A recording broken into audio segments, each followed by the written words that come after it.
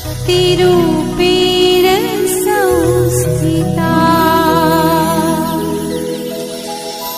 नमस्तस्यै नमस्तस्यै नमो नमः। હવે જોઈએ સ્વાધ્યાય 9.2 પ્રકરણ 9ની અંદર બેઝિક પદાવલીઓ અને નિત્યસમમાં સ્વાધ્યાય 9.2 જોઈએ કે પ્રશ્ન 1 નીચે આપેલ એકપદીઓની જોડનો ગુણાકાર કરો। આપણને અહીંયા જોડ આપેલી છે, એનો આપણે શું કરવાનો છે તો કે ગુણાકાર। તો ગુણાકાર જોઈએ 4 ગુણ્યા 7p, તો 4 ગુણ્યા 7 ગુણ્યા p, તો 7 ચોક ને 28p। હંમેશા બે પદ આપેલા છે એનો ગુણાકાર કરવા માટે બધા પદોને અલગ અલગ છૂટા પાડવા પડશે। એમ આમાં પણ એમ જ કરવું પડશે। -4p ગુણ્યા 7p એટલે -4p ગુણ્યા 7p બરાબર -4 સામાન્ય કાઢી લઈએ, એને ગુણ્યા 7 ગુણ્યા 2 વખત p છે એટલે 2 વખત આપણે p ને ગુણાકારમાં લેશું। 7 ચોક 28 પણ કેવા માઇનસ p છે તો p 1 ને 2 વખત છે તો p નો સ્ક્વેર। ત્યારબાદ આપણને આપેલું છે -4p ગુણ્યા 7pq।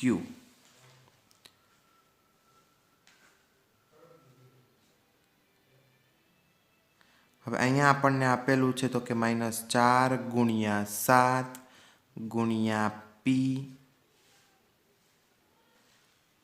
ગુણ્યા pq।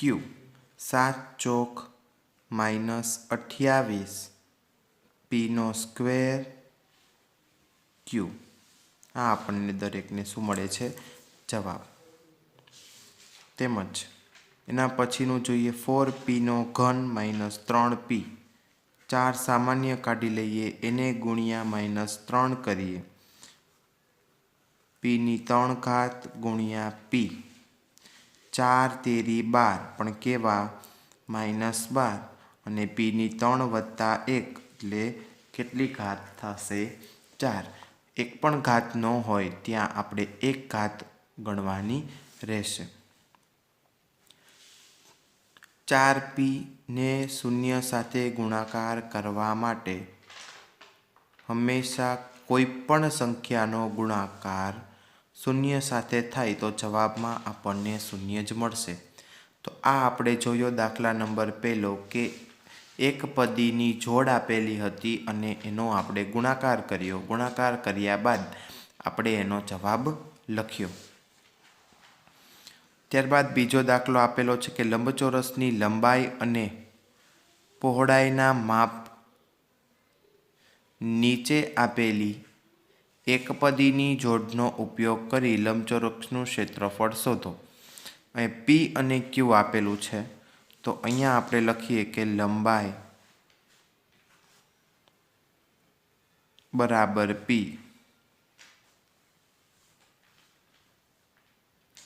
પહોળાઈ બરાબર q। હવે લંબચોરસનું ક્ષેત્રફળ શોધવાનું છે।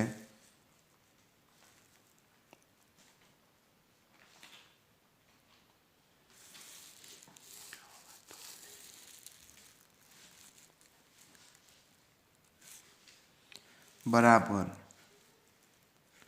લંબાઈ ગુણ્યા પહોળાઈ। હવે તો કે આપણને લંબચોરસનું ક્ષેત્રફળ આપણને કીધું છે, તો અહીંયા p અને અહીંયા q છે, તો p ગુણ્યા q કરીએ એટલે જવાબમાં મળશે pq ચોરસ એકમ। ત્યારબાદ બીજો દાખલો જોઈએ 10m અને 5n। તો લંબાઈ આપણને આપેલી છે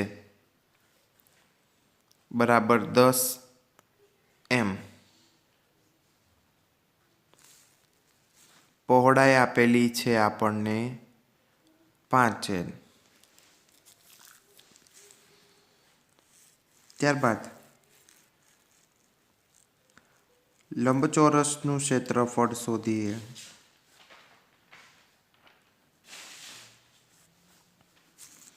બરાબર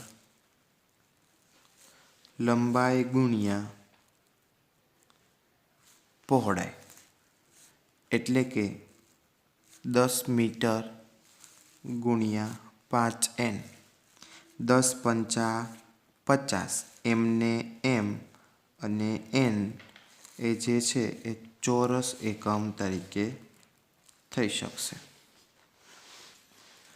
ત્યારબાદ 20x વર્ગ અને 5y વર્ગ, આ બેયને આપણે શું કરવાનું છે તો કે બંનેને આપણે લંબચોરસનું ક્ષેત્રફળ શોધવાનું છે. તો આમાં લંબાઈ કેટલી આપણને આપેલી છે તો કે લંબાઈ ગુણ્યા 20x વર્ગ અને પહોળાઈ બરાબર 5y સ્ક્વેર. અહીંયા લંબચોરસનું ક્ષેત્રફળ શોધીએ.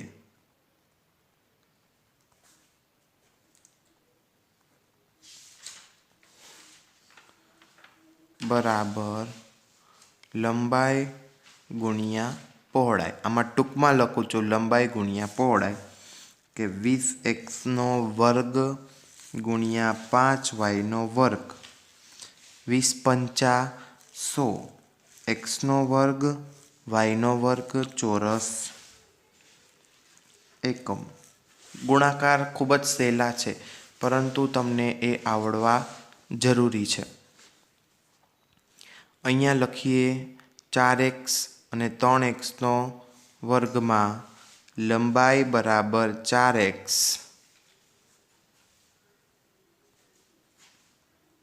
અને પહોળાઈ બરાબર 3x વર્ગ. અહીંયા લખી શકીએ કે લંબચોરસનું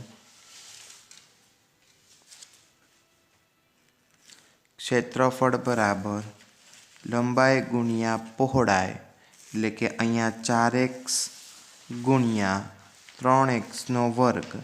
4 એકા 4, 4 તો 8, 4 તેરી 12, 12x ઘન ચોરસ એકમ. 3mn અને 4np.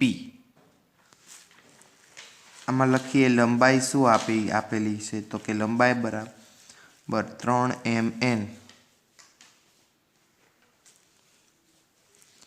અને પહોળાઈ આપેલી છે 4np. તો અહીંયા લખીએ કે લંબચોરસનું ક્ષેત્રફળ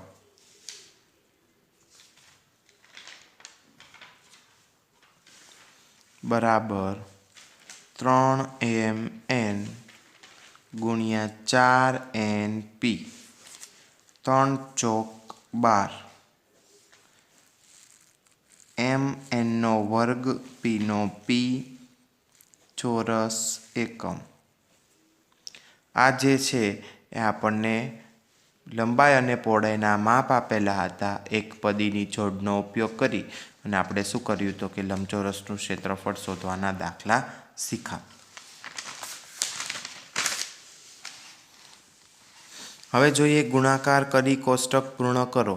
કોષ્ટક ખૂબ જ સહેલું છે. 3 માર્કની અંદર, 4 માર્કની અંદર અથવા 5 માર્કની અંદર આ કોષ્ટક પૂછાઈ શકે. પહેલી બે સંખ્યાનો ગુણાકાર 2, 2, 4. તો અહીંયા આપણે લખીએ કે 4x વર્ગ. 2 પંચા 10, તો 10. અહીંયા x અને y બંને લઈએ તો કે 10xy, પણ કેવા તો કે માઇનસ છે એટલે માઇનસ આવશે. અહીંયા 3 દૂને 6x ની 3 ઘાત, પછી 4 દૂ 8 એટલે કે -8. ખાસ સમજો, આ પરીક્ષામાં પૂછાઈ શકવાની શક્યતા 100% છે. x2 છે એટલે x વર્ગ અને વાય 7 દુ 14 એક્સનો ઘન વાય 9 દુ -18 એક્સની 3 ઘાત વાયની 2 ઘાત. એવી જ રીતના પહેલું કરી લઈએ તો કે 5 દુ 10 એટલે કે -10 એક્સ વાય 3 દુ 6 એક્સની 3 ઘાત 4 દુ 8 એક્સનો વર્ગ વાય માઇનસ આવશે 7 દુ 14 એક્સનો ઘન વાય 9 દુ 18 એક્સની 3 ઘાત વાયની 2 ઘાત. ઊભું ને આડું થઈ જાય એટલે તરત જ એના પછીનો દાખલો ચાલુ થઈ જશે કે 55 25 વાયનો સ્ક્વેર 5 તેરી તો કે -15 એક્સનો વર્ગ વાય 4 પંચા 20 માઇનસ માઇનસ પ્લસ થઈ જશે એટલે કે 20 એક્સ વાયનો સ્ક્વેર 7 પંચા તો કે 35 કેવા 35 માઇનસ એક્સનો સ્ક્વેર અને વાયનો સ્ક્વેર 9 પંચા 45 એટલે કે 45 એક્સનો વર્ગ વાયની 3 ઘાત. ત્યારબાદ 5 તેરીને -15 એક્સનો વર્ગ વાય 5 ચોક 20. અહીંયા એક્સ આપેલું છે એટલે એક્સ વાય 2 આપેલા છે એટલે વાયનો વર્ગ 7 પંચા 35 એટલે કે -35 એક્સનો વર્ગ વાયનો વર્ગ અને આ 45 જે છે એ એમને મૂકી દઈશું.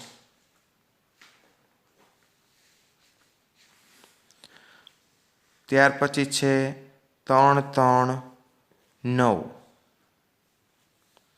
તો કે 9 એક્સની 4 ઘાત 3 ચોક 12 એટલે કે -12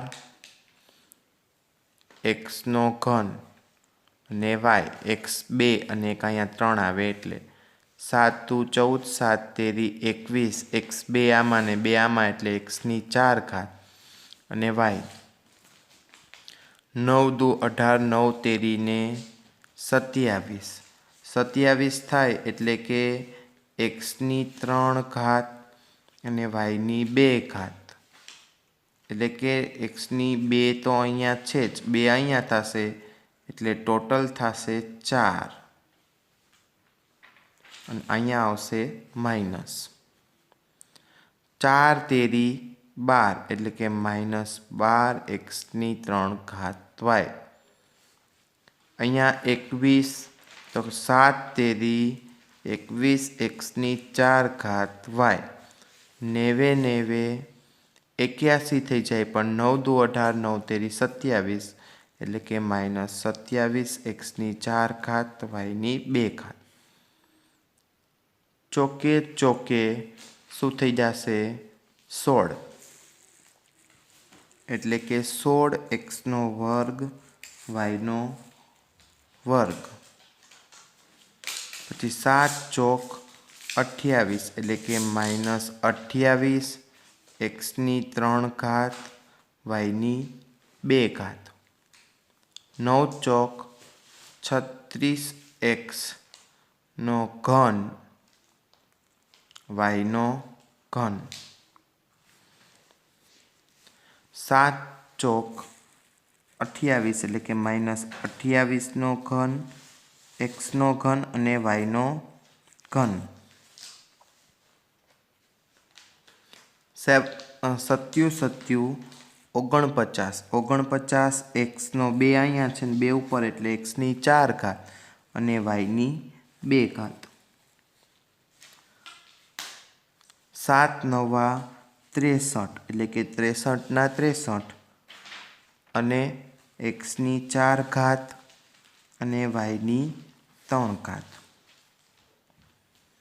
અહીંયા શું આવશે તો કે છાંયે છાંયે 9 ચોક 36 x ની 3 ઘાત y ની 3 ઘાત અને અહીંયા આવશે -63 x ની 4 ઘાત y ની 3 ઘાત અને 90 થઈ જશે 81 x ની 4 ઘાત અને y ની 4 ઘાત.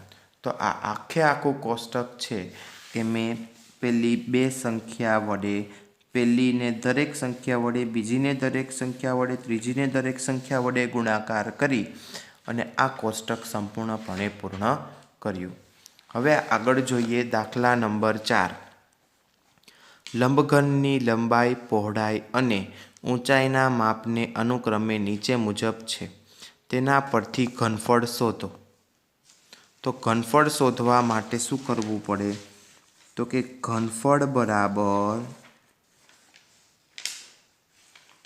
લંબાઈ ગુણ્યા પહોળાઈ ગુણ્યા ઊંચાઈ.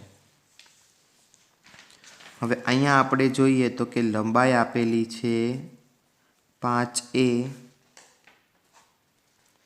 અહીંયા પહોળાઈ આપેલી છે 3a² અને ઊંચાઈ આપેલી છે 7a⁴. હવે ઘનફળ શોધવા માટે શું કરવું પડશે તો કે ઘનફળ બરાબર લંબાઈ ગુણ્યા પહોળાઈ ગુણ્યા ઊંચાઈ.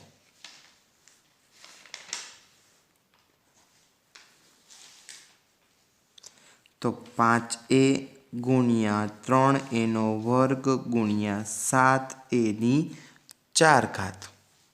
અને ત્રણેયને સહગુણકને સામાન્ય લઈ લઈએ 5 ગુણ્યા 3 ગુણ્યા 7 અને બીજા પદોને પણ અલગ તારવી લઈએ. તો 5 તેરી 15, 15 + 105 એની ટોટલ થશે 3 ઘાત અને +4 એટલે ટોટલ થશે એની 7 ઘાત. અને અહીંયા લખી શકાય, આમાં ચોરસ લખ્યું હતું, આમાં લખશું આપણે ઘન એકમ. ત્યારબાદ એના પછીનો દાખલો જોઈએ 2p, 4q અને 8r. હવે આમાં આપણને લંબાઈ આપેલી છે 2p,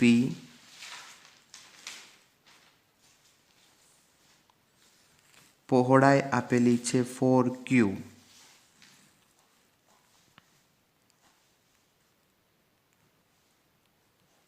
અને ઊંચાઈ આપેલી છે 8r. તો ઘનફળ શોધવા માટે લંબાઈ ગુણ્યા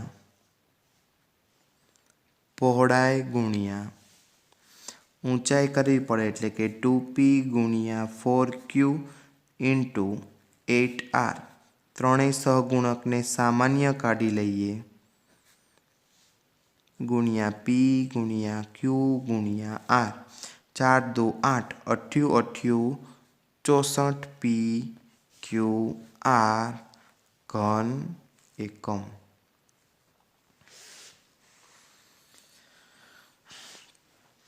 આ બહુપદીના આપણે ગુણાકાર કરીએ છીએ એટલા માટે ફરીથી તો કે એના પછીનો દાખલો કે લંબાઈ બરાબર xy,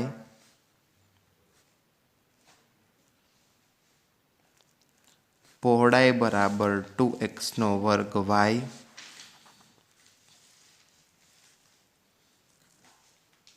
અને ઊંચાઈ બરાબર 2xy² જે છે એ મળશે. ત્યારબાદ ઘનફળ શોધતા તો કે લંબાઈ ગુણ્યા પહોળાઈ ગુણ્યા ઊંચાઈ એટલે કે xy ગુણ્યા 2x² y ગુણ્યા 2xy². આમાં કાંઈ નથી એટલે સહગુણક 1 લઈ લેવાનો, 1 × 2 × 2 गुणिया हवे અહીંથી ચાલુ કરીએ xy ગુણ્યા xનો વર્ગ y ગુણ્યા xy નો સ્ક્વેર 2 2 4 4 એકા 4 xની 1 2 3 ને 4 xની 4 ઘાત અને yની 1 2 2 ને 2 4 અને અહીંયા લખશું પાછળ ઘન એકમ એટલે વાંચી શકાય કે 4xની 4 ઘાત yની 4 ઘાત ઘન એકમ। ત્યારબાદ એના પછીનો દાખલો તો કે લંબાઈ ગુણ્યા a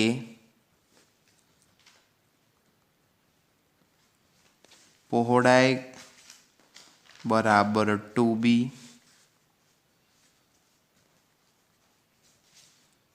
ઊંચાઈ બરાબર 3c। હવે એનું ઘનફળ શોધવું છે તો ઘનફળ બરાબર y ગુણ્યા પહોળાઈ ગુણ્યા ઊંચાઈ એટલે કે a ગુણ્યા 2b ગુણ્યા 3c। અહીંયા સહગુણક નથી કાંઈ એટલે 1 લઈ લઈએ 1 ગુણ્યા 2 ગુણ્યા 3 ગુણ્યા a ગુણ્યા b ગુણ્યા c 3 દુ 6 6 એકા 6 6ab c જે છે એ ઘન એકમ આપણને જવાબ મળશે। તો આ આપણે જોયા દરેક દાખલા લંબઘનની લંબાઈ પહોળાઈ અને ઊંચાઈનું માપ આપેલું હતું એના પરથી ઘનફળ શોધ્યું। હવે આપણે 3 પદો આપેલા છે xy yz અને zx। હવે આપણે એને શું કરવાનું છે તો કે ગુણાકાર શોધવાનો છે। તો ગુણાકાર શોધીએ તો ત્રણેયને ગુણાકારમાં લઈએ xy ગુણ્યા yz ગુણ્યા zx। હવે શું કરવું પડશે તો કે xy yz આ બધાને ગુણાકારમાં લેવા પડે।